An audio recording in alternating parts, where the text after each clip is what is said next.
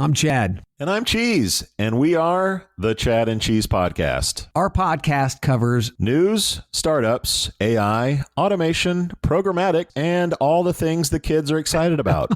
and then we drown it with a healthy dose of snark, attitude, and four-letter words. Subscribe to the Chad and Cheese Podcast today, wherever you listen to your podcasts. If there's an ABCs of employer branders, the A almost certainly has to stand for attraction, right? That's really why we're here. Not because that's what we want to do, but because that's where the need is most obvious. That's where the need for a good, strong employer brand is most apparent. If you hire an employer brand consultant, chances are the problem they're trying to solve is an attraction problem, a pipeline problem, a reputation problem that is hurting the attraction function, right? If you're an in-house employer brand person, that is the thing leadership looks at. That's the thing they're focusing on to say, hey, fix this. This is where you should be focused.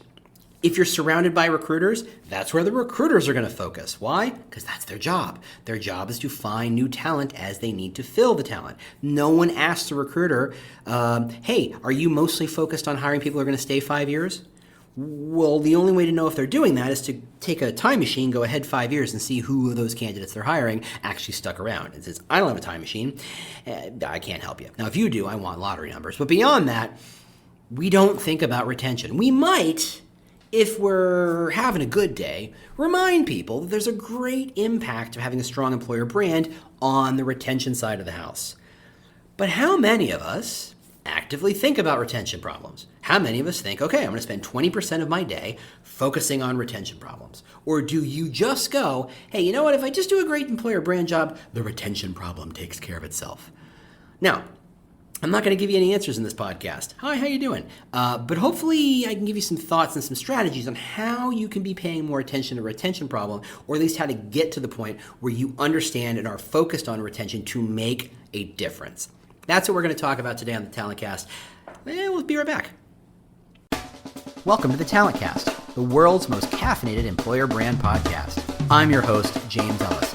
And I've been doing employer brand for years now, and I absolutely love the industry. I love how it's growing. I love how it's changing. And I've tried to do my part to elevate the concept, to get everybody to understand the power employer brand can have in hiring, attracting, and retaining talent. So we try to really focus on driving home the idea that this is a calling and a craft. It's a lot of getting your hands dirty, but it's also a lot of big strategic thinking. And that's where we kind of live, that kind of Venn diagram, the intersection between those, the big ideas, and the getting the details right. So we talk a lot about employer brand and how to do it right and how to think about it and how to look at your problems in a whole new way. Ready to rock? 1, 2, 3, let's go. Hey, how you doing? James Ellis, recording live from Chicago as per usual. Just want to remind you that if you haven't signed up for the newsletter, it is completely different content than this podcast. If you like the podcast, you must be an employer brand nerd like me. You really should sign up for the newsletter. It's free. Go find the show notes or just go to employerbrand.news. Yes, it's a real URL. I promise. It's a thing. Let's get back to it. All right. Retention. Right? Or attrition. And here's my problem. Just so you know, in my head, I flip retention, see, I'm going to do it. Retention and attrition, I flip-flop them a lot, and I'm going to mess this up. So I'm going to stutter and stop a lot because my brain just is stupid in this regard, and that they just very easily goes, yeah, they're the same, except they're in fact inverse. They're literally the exact opposite. And I'm going to say, yes, we would definitely want to increase attrition. No, we don't. We want to increase retention. We want to lower regretted attrition. And that is a problem I have. Anyway, there you are. Now you know a little bit more about my brain. You didn't get paid for that. Anyway, let's talk about retention. Because yes, while we are expected and focused to be focused on attraction, to be filling the pipelines, to giving people a reason to apply for the jobs, a reason to engage, and I've many, many times said that my job as an employer brand professional is to make people who don't know me go, I didn't know that about you, because that's a huge win, right? That's a huge victory in the job you're trying to do as an employer brand professional. Getting people to go, I didn't realize that, is a huge thing. You should be focused on that. And there is a direct correlation, a direct impact by having a strong brand on retention issues. let me kind of break it apart, because I think at some point, if you want to take the retention stuff seriously, and by the way, thanks Shelly Jeffcoat for bringing this up in the LinkedIn post. I appreciate that. This one's for you. If you want to take the retention problem seriously as an employer brander, you can't do it unilaterally. You can't. And to be fair, as an employer brand person, you can't do anything unilaterally. It's a wonder they let you go home at the end of the day because you say it's time to go. That's right, you don't need a permission slip half the time. Being an employer brander is a weird gig, that's all I'm going to say. But you can't make that unilateral impact, but you can make an impact. And I think it's not so much a, hey, go launch this project, go launch this process, go buy this product and put it in place. It's really about a mindset that you bring to the table and a strategy or an intention you have to say, I am going to hold myself accountable to retention issues. And that to me is step number one. It is very easy, and I absolve you if you have done this in the past. Completely absolve you. Here I am, the Pope of this podcast, so Amanu Domine, bammo. There you go. You are absolved of any kind of sin of having said, I'm going to ignore retention. If you want to get into retention games, it's time to get in retention games, and I'm completely thrilled you're going to do it. But step one is saying, I'm going to get involved. It's being intentional to say, look, I'm not going to let retention simply be a byproduct or a knock-on effect of good, strong employer brand. If my job and the purview I have is to have a strong employer brand, I must also be held accountable for the outcomes it is driving. So if you think you're building a great, strong employer brand, but your pipeline is shrinking, are you? Are you doing a great job? Those outcomes are how we're held accountable. It is the metrics we use to say. Now, I get that there's complicated ways you can say is that, the size of your talent pipeline is not the most important part. It's the quality, not quantity. I understand that. That's not a quibble. I'm not getting into that. But you're going to measure your pipeline size by how many qualified candidates you have. And if it's going down, you have an issue you should be focusing on. Your employer brand simply might not be as strong as you think it is. The same goes for the other side of it. If you're attracting lots of great people, at the same time people are running for the doors, you have an issue. Now, are you the cause of this issue? Probably not. You are probably not causing a mass exodus of talent out the door. I hope. Maybe you are. It's certainly possible, but unlikely. So I'm going to go ahead and leave that possibility away, and we'll kind of ignore that.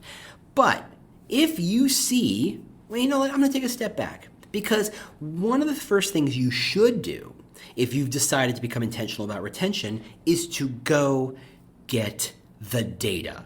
Now, who's got that data? HR's got that data. Oh, yes, sir, Bob. The HR is good. Yes, ma'am, Bob. Is there a non-gender specific of yes, sir, Bob? I don't know. Yes, ma'am, Sarah. I don't know. You know what? This is not the podcast for this. Is that true? I don't know. Go to HRIS, go to CHRO, go to HR VPs, go to HR BPs. Go talk to HR and find out what are the retention data points. Now, every company holds that data differently, meaning some people are more than happy to show you some aggregate numbers. They're more than happy to say, look, this is our monthly loss rate, this is our annual loss rate, and that's nice. That's kind of like knowing what the average temperature in the winter is. But as someone who went from Chicago to Stockholm this winter, and it got warmer, those averages are complicated, and they don't always show the best possible picture, or they don't always show the most useful picture. It's not about best or good or bad. It's simply about useful. So what you need to figure out is what is the most granular data you can see, that they will let you see, about retention. Now, the way you might want to do this is start by saying, look, here is how employer brand impacts retention. And this is what I would say. So go ahead and feel free to steal my words as you see fit. And I'm going to calm down here and be less snarky and put day job hat on, right? I would say, look, if you think there is a retention issue, or even to the point where you might think that an enhanced attrition rate, a better attrition rate, might have positive benefits to the business, I would like to show you how I can help. I would like to start by knowing attrition rates and retention rates across the board as granular as let me have me. Because if I understand where people are leaving, I can correlate that with who's coming in and what we're telling them. and I can start to see gaps. For example, if you have a team of developers and you're having a retention problem, so you're hiring super fast, I'm going to go look at the job posting. I'm going to go look at what's being said by candidates. I'm going to go look at what's being said on the review sites. I'm going to go look at how people perceive us in that space and what the recruiters are promising candidates. Then I'm going to go interview some of those people who work here and saying, look, are we meeting your expectations? Because that's red flag number one, because if you're not meeting your expectations, expect that candidate to be looking for the exit. Two, if it's people who have been leaving after a long time, I want to talk to leadership to say, look, is this part of a larger strategy? Are we looking to say, look, we need to down cycle a bit to say, let's let the more experienced candidates go because either we can't afford to keep them or we can't afford to keep them away from the other competition, right? And we're willing to invest at a lower level on talent because for example, we've done the hard work of building the platform. Now we just need to execute the program and platform. That requires a lower level of skill. Hiring manager and the hiring manager is going to understand the strategy of that. Now, if I understand all those things, and I understand those pieces, and I understand your data, I'll understand when changes to the employer brand might be in order, and that is when I make maximum impact. Now, the fact that you've had that conversation with someone in an HR position will blow their minds, probably. Because they don't often get to think at this level with people like you. And they want to. They really do. They are, as much as I rail against HR people for loving rules a little too much, they are very smart and they can see these strategies and they can see these solutions. The other piece you want to definitely let them know about is the reason you do your job. What employer branding is all about is not having, and this is where you will likely have to come up with some examples on your own of how you do your job and what you're doing. They may see employer brand as the person who writes the job posting, the person who writes the ad, the person who does whatever magic pixie dust razzle dazzle attracts people, right? You're the salesperson. You're the person with the drum. You're the inflatable, wacky flailing arm person in front of the used car lot, right? Hey, look at us. Hey, here's a reason for you to apply. Hey, everybody, bring the kids. We've got hot dogs and balloons. They may see you as that. By positioning yourself as someone who cares about retention, or at least intentional about retention, they will start to see you differently. And what you have to say is, look, the reason someone should join is the reason someone should stay. And if I'm doing a great job on one side of that, I'm not doing a great job on the other side of that, I'm not doing a great job. And I need the information to know, am I doing a job properly? And that is a super helpful way of positioning your request. So they give you the data. You're losing people here. You're going to want to look at some stuff, and you're probably going to want to look at this with an HRBP or with someone on the HR side, because there's a lot of contextual information here that you may not be privy to, and they're going to want to help. You're going to need them to fill you in. So, for example, what I would do is look at data month by month, year over year. So for example, everybody knows the month after bonuses go out, huge attrition issues, right? Everybody kind of sticking around, waiting to vest, waiting for the bonus. They see the cash and they go, yeah, I'm good, I'm out. And they walk away and they find the next job. Or they're waiting, they tell the next job, can you delay this 6 weeks until my bonus cashes? Okay, thanks. So after big payouts, especially in startups, especially in companies where bonuses are a huge deal for your company, you know that you have a retention issue directly after payouts. Okay. You might also see that you have a big retention issues January, February. That's pretty common, mostly because people see a bonus or they've reevaluated at the end of the year and say, what am I doing with my life? Is this where I want to be? Am I happy with what I'm doing? And that's when you start to see people shake out. Recruiters will tell you that's when you make the phone calls, because that's when people are thinking about stuff. There's lulls in places. It might be in the summer, it might be in the fall, it might be in the winter. It doesn't matter. You have to figure that out. If you see spikes, you got to know, are you looking at data that's regretted attrition or just attrition? Did you have to let a team go? Did you have to, there's all sorts of stuff that happens in a company, right? And where you had to let people go, or you had to reassign people, or there was a scandal, or there was an issue, or a product failed, and you kind of had to gut that part of the company. And that may involve seeing spikes in attrition. That's why you have to see it team by team, or department by department, or location by location, so that you can kind of tell the stories that are causing spikes and dips, because you want to normalize against that. The truth is, if the team screws up, yeah, They weren't living the employer brand, and okay, maybe to some extent, if you squint real hard, employer brand had something to do with that. I don't see it that way. I think that's just an outlier, the stuff you should not be focusing on. What you should be focusing on is saying, okay, if my employer brand EVP is about X, are the people who are leaving seeing X? Now that you've looked at the data around your retention issues, your next question should be to say, okay, I have a painful question. Can I see some of the exit interview data? Now, that will be likely a tougher fight. I'm just saying, if you have a good relationship with your HRBP or HRVP, whoever you're speaking to, you should be willing to engage. You should be happy to say, look, I understand that you might not want to show me personally identifiable data. If someone made some claims on the way out the door that you don't want me to see, I understand that. But what I need to know is the question, if the reason they're leaving, is it always money? Is it always because they don't like their manager? If it's so about their manager, if it's about policies, about structure, let me see if I can find correlations so I can say, great, this is where I need to do some work. So for example, your employer brand is all about the ability to innovate. Just making it up. Great, that works. You can play it off. You've got a lot of ways you can use that. Maybe it's innovation and respect. Great combo, whatever. Turns out there are two teams in which people are leaving at a much higher rate than normal. Your recruiters are trying to fill those roles as fast as possible.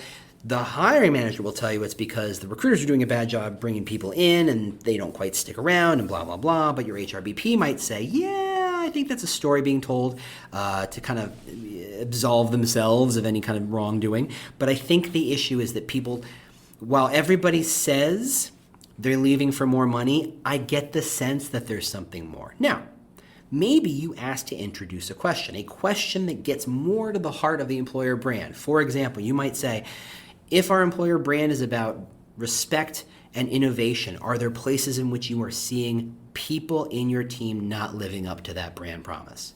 Whoo-hoo, kettle of fish. That is going to be a fantastic way to kind of start pulling out, or asking the HRBP to start pulling out more information as it relates to the employer brand. They're just going to look, because without you and without this intervention, what they're going to ask is, why are you leaving? And they're going to say, I found a place with more money. And they're going to say, is there any way we could get you to stay if we offered you more money? And everybody knows you never accept a counter offer. So they say, no, it's not that. But the truth is, the money is an excuse in that case. 99 times out of 100, the money is an excuse. If they were happy with where they were, more money wouldn't necessarily make them any happier. What they were looking for was more autonomy. What they were looking for was more work-life balance. What they were looking for was more freedom. What they were looking for was more something else. And it's not always easy for a exit interviewing given HRBP to ascertain that core reason. If you had an hour with that person every exit interview, maybe you could find some reasons why. But frankly, anybody could. You don't have that opportunity. But what you could do is ask to insert a single question to create a bit of a litmus test to say, look, if we claim we're A and B, innovative and respectful, are you seeing that? And that there forces people to focus their information flow and say, okay, you're not asking if it was money or not money. And when they say money, money is an easy way of saying, I don't want to hurt anybody's feelings. Like, my boss is a dick, and I don't want to have to be the person who says that. Because there's going to be plenty of people who happily say, my boss is a jerk, and I'm not going to be the one to say it. Focusing on the EVP pillars and claims inside that team, inside that department, is a way for you to say, okay, do I have work to do? Where is that work to be done? Now, having put that in there, you understand that it's going to take a long time for you to get data back that's helpful. Retention is inherently a long game. It is inherently a long strategy game. It takes time to see it and make an impact. I would caution you to trying to see ways of buttressing or band-aiding retention issues. I've seen companies who just look at the symptoms and they say, they need more money, they need more vesting, they need a faster vesting schedule, they want this. Everybody talks about money, we want to give them more money, but we can't give them more money, so we'll give them something else that feels like money or speeds up the money process or whatever. They want more access. Okay, great, we'll give them more time to do X. there's a very, especially in competitive talent situations like developers and machine learning people or AI people or wherever your super high talent might be, to throw things at them to force retention. And it misses the core lesson of employer branding, and that is, look, ultimately, teachers teach, and they could get other jobs where they make twice as much money, but they choose to teach. Why? Because they care about something more than money, or they care about something more than that amount of money. And the truth is, while not everybody would do that, people do. And in fact, I would kind of suggest that figure 10% of people are purely motivated by money, and they will chase $5 and they will go anywhere. They will take any job with Satan if it pays $5 more than the job with, anybody nice. That's just how they are, and that's just how you're going to do it. And the truth is, you were never going to win that fight anyway, unless you are one of those companies, Facebook, where you could absolutely fight dollar for dollar, and most of us can't. Don't worry about it. You were never going to win that fight anyway. But you can extract ideas as to what matters to these people. And that should be, one, informing your EVP and your employer brand. That's why you do what you do. That's how you do what you do. It's what your culture is about. It's what you're valuing. It's what your values are. It's how your values are expressed to one another and to the customers and the product and all that other good stuff. So if you've got a gap, you now have two choices. One, change the brand. Again, long strategies. And I don't mean rename the company. I mean, maybe it's time to evaluate one of those pillars. It's just not doing the work you thought it was going to do. Or when you first established your EVP and did all your interviews and did your qualitative and quantitative researches, you over-indexed on something you shouldn't have that slowly over time kind of eroded, and now you're left with a vestigial employer brand pillar, and that is a really complicated sentence. Clearly, I did okay on my verbal SATs.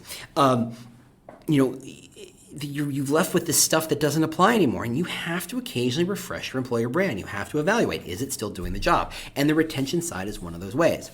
The other side is to simply say, okay, look, some of these fights we can win and some of these we can't. I would posit that, because again, you are not going to solve this problem by yourself. You simply can't. But what you can do is bring an employer brand perspective, a promise perspective. Liz Lemke over at Transforming Talent, it's in my head right now because I just read it yesterday.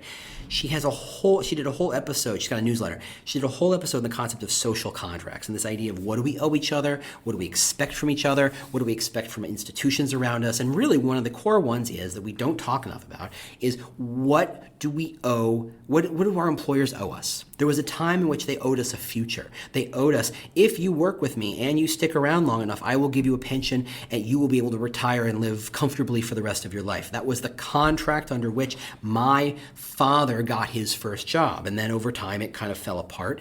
And to the point where when I showed up, it wasn't even there. And by the time some of you showed up, you're going, what are you talking about? I never even heard of, what is a pension? What is, I don't understand. Is that a Peruvian dish? I don't understand. The contract changed. That's suddenly the inclusion of, hey, go make your own 401k, and hey, you pay for it. We'll throw a kick a little into. The contract changed. It wasn't so much about the employer was offering the future. The employer was offering the freedom of money to make your own choices, except when it wasn't. That's really complicated. The trick is the contract continues to evolve. So what is the contract you are holding as an employer with your employees? That is a conversation you should be having because that gets a lot to the heart of what you're offering, your value proposition. What I'm offering is a future. What I'm offering is innovation. What I'm offering is a chance to challenge yourself or test yourself. What I'm offering is flexibility and freedom. What are you offering? Do people want what you're offering? Do they care about what you're offering? Would they expect to get more of it in other places? That is how, understanding those questions is how you are going to be able to frame the larger retention conversations, because what you should be doing is saying, look, let's put together a team where we think regularly about retention. And that means it's a cross-functional team. You and maybe your HRBP best friend now, a hiring manager on one of those teams that has retention issues, or maybe one that doesn't have retention issues. Maybe you figure out why they don't have retention issues. Interesting. Someone from the leadership side, one or two people who are just smart, who aren't quite in leadership yet, and just say, look, let's talk about retention issues and start with a conversation of, here is our EVP. do people who leave here still believe in the EVP? If they don't, what are they not seeing? What are they not getting? Because the EVP is a frame or a lens through which you see the company and your work and your value being valued. And if it's imperfect, you need to fix it. You can't fix it alone, and you certainly can't collect the information by yourself to understand that it's broken, but that's how you do it. Now, please note, at no point have I offered a solution for retention. I'm fully aware of that. I can't know what the problem is. I can't know how to solve it. But what I can do is suggest that you play a very intentional part of understanding and talking about retention, because you have something to add, right? Again, retention is usually a function of let's throw a perk at it, let's throw a thing, let's throw a Band-Aid on it, and you can't think like that. That is literally your superpower. As someone who generally thinks in a systemic, strategic kind of way, you have the opportunity to say, okay, hey, sure, perks are nice, but the half-life on the value of a perk is about as short of that as a housefly, right? It's cool for a day or two and then you forget about it, or worse yet, it's cool for a day or two and now you expect it. And now it's not even nice, it's an expected to have, right? Go talk to anybody in the value who just had their lunch break taken away or their free lunches taken away. They're gonna act like it's the Batang Death March. They act like this is the worst, most inhumane civil rights violation ever. And the truth is, you got a great perk and you act like it's now expected and it's an obligation by the company. And no one told you that. That's the trick. So that's how I want you to think. I think you should think about retention, especially as an employer brand person. You have a voice here, you have a perspective, and you have value in changing the outcomes to the company. You have a silver bullet? Maybe not. If, however, being part of the retention conversation and the solutions that are being driven, it reinforces the value of employer brand, that's a win for you and the win for the company, because you're treating problems holistically and not as symptoms to be kind of taped over and painted over. And that is where real employer brand power happens. All right, thanks everybody for listening. I hope that was useful for you. It's a weird question, so thanks, Shelley, for bringing it up. Not weird like weird, but more like unusual, and I'm glad we had a chance to kind of dive into some of that stuff. Thanks so much for listening. I'll talk to you next week. Bye-bye. This has been an episode of The Talent Cast, part of the Evergreen Podcast Network. If you'd like to get in touch with me, a couple of ways to do that. Obviously, there's Twitter, @TheWarForTalent. You can go to the podcast website at thetalentcast.com. If you'd like to stay up to date on the news of this industry and what's going on, just go to employerbrand.news and sign up for the email newsletter with lots of news and links to other places. If you just want to connect with me on LinkedIn and just say hello or let's just talk, that's linkedin.com/in/thewarfortalent, or I bet if you just search for James Ellis, I pop up pretty quick. Otherwise, if you have any questions, concerns, considerations, ideas for podcasts, holler at me, let me know what's going on. Thank you if you've shared it. Please share if you haven't. Rate us, review us. I love all that stuff. It really does help kind of keep the message going and get the message out there. Thanks again, and we'll see you next week.